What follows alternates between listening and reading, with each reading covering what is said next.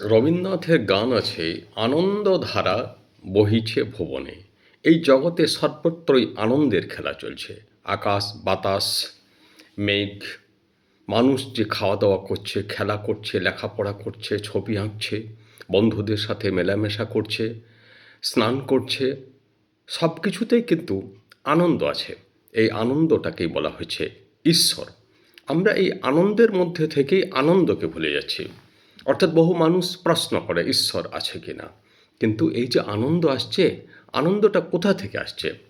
এটা সেই বিশ্ব প্রকৃতি, যেটা আমাদের স্বয়ং ঈশ্বরই পাঠাচ্ছেন। শ্রীকৃষ্ণ বলতে পারেন, রামচন্দ্র বলতে পারেন, বলতে পারেন মহাদেব শিব, দেবী দুর্গা, কালী, দেবী মনসা, অনেক কিছু আপনি বলতে পারেন।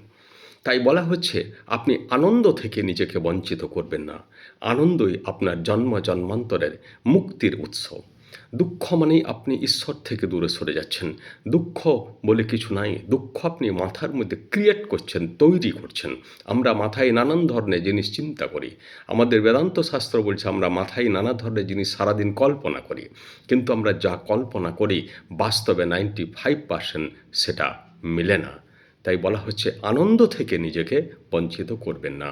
শোয়া, পড়া, ওঠা, বসা, লেখাপড়া, নিদ্রা, আপনি যাই করুন, আপনি আনন্দের মধ্যেই করুন। নমস্কার।